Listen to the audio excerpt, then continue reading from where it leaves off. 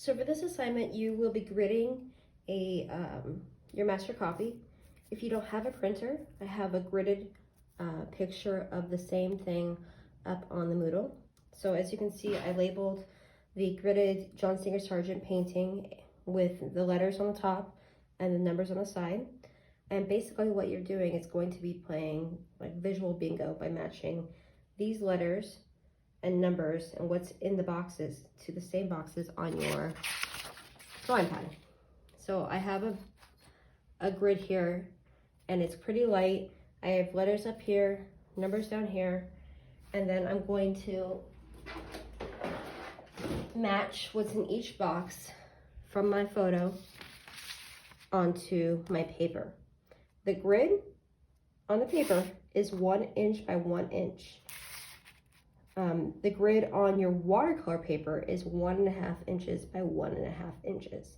So what we've done is we've taken something and we've blown it up 1.5 times, okay, or half the times. So what I would like to do is I would like to take my gridded picture and my gridded watercolor paper and start drawing the biggest shapes that I see. So the biggest thing is really starting with the pitch of the roof.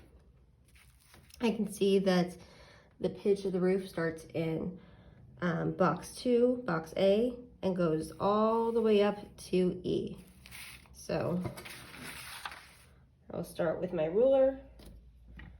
I think that the pitch of the roof stops right here, and then the actual end of that roof goes here.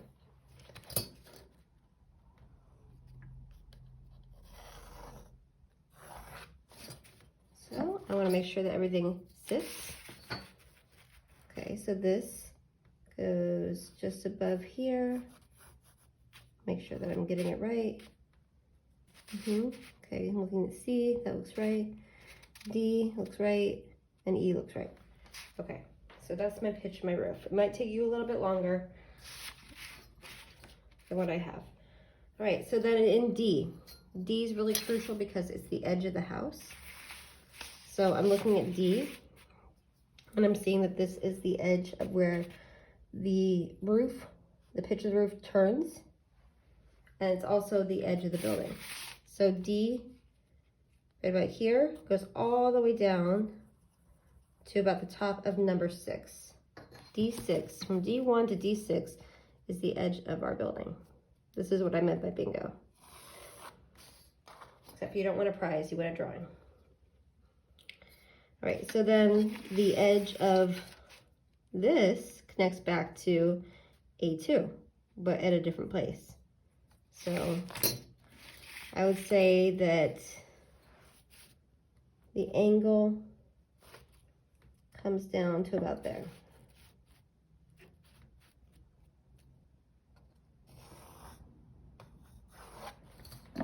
Okay, and then this is my edge of right here. That's my angle. And then this comes up from D1 through E1 to F1.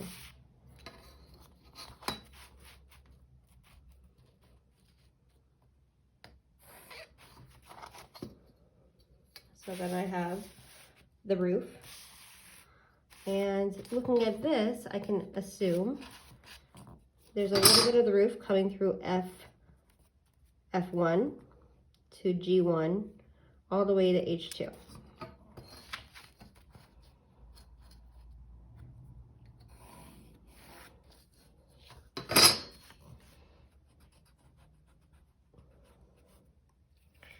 And then the back of the roof comes at a horizontal line, dips down a little bit along the edge of H and G. And then I can see that the edge of H and G is actually the edge of my house. So the edge of my house goes from H2 to H5, but not all the way down. So looking at 5, I can say that it comes down to about here in my box, roughly. Okay, so now I have the edge of the house. Now I'm looking at the edge of the house, and I'm seeing that the bottom of the house is further back from the front, and that's a little bit of perspective. So I want to capture that line, and if you want to draw on your copy, that's fine. Right here, I'll just draw to show you what that little shape looks like. So I want to make that shape in box 5, D5 through H5. So just look for really basic shapes. So like right here, this is my little box I'm making. Okay. All right, and then from there I can see the sidewalk comes out at an angle. Those angles are important, guys. And then the angle of my sidewalk comes out here, goes through some H5, stops, and comes through H6, or sorry, G6. Okay, so it comes through G6.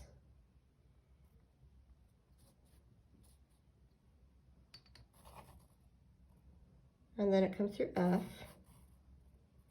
And then it comes through E.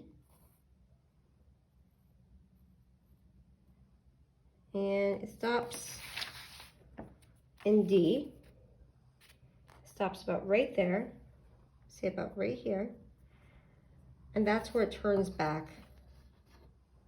So I want to make that shape in D6. So probably about right here. Actually, I think I'm going to bring this down a little bit. Now, John Singer Sargent wasn't doing all this grid work to draw something like this. He was doing this from life, but because we're copying his work, we're trying to be a little bit more precise. So now I want to get the edge of this house right here. So it's in D5 like we had before, and then it comes up through C5.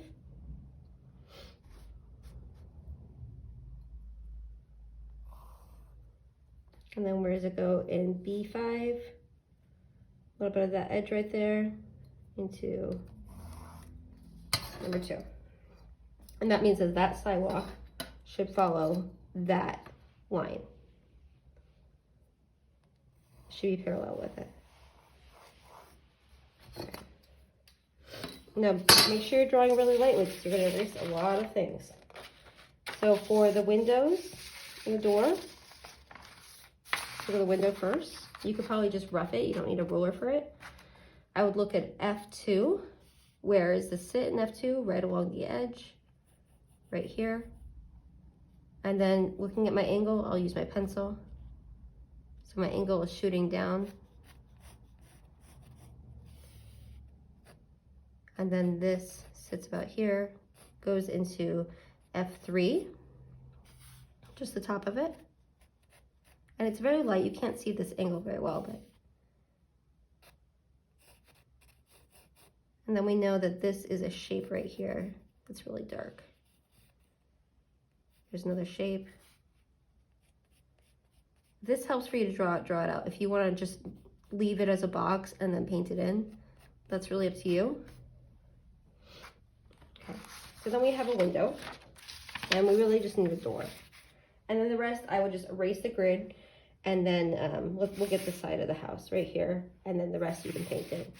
I'm only using the grid for a structure. If you were to paint a person's face, you would do the same thing. I would grid it out first.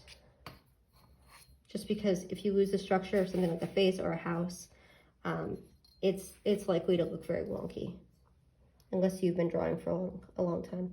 So I'm looking at B, and I can see that the edge of the door comes down about here. This is my square, right? And then it comes across B, matching the roof line, going down from B2 to B5. And it's a pretty organic line. I don't need a ruler for it. And then the width of my door, it's pretty narrow. Right? It's just supposed to be like one of those little houses tucked away. And then the edge of my door comes through C. And then there's a little bit of a interior shadow right here. So this is like the edge of my, the edge of the interior side of the door.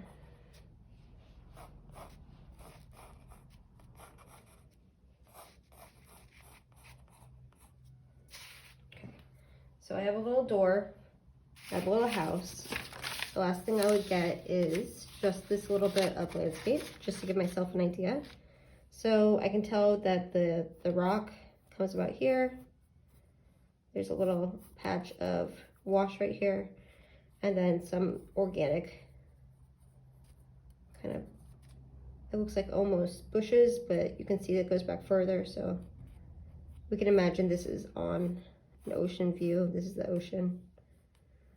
And then I would erase all of the lines that I don't need. So all the grid lines, anything like this where you leave like really dark marks, even the lines of the house, I would erase it until it's extremely light and it's just a whisper of what it was. So as long as you can see it, but not so dark that you'll have a fight between the watercolor and the pencil lines. And that's how I would clean this up to start my watercolor painting.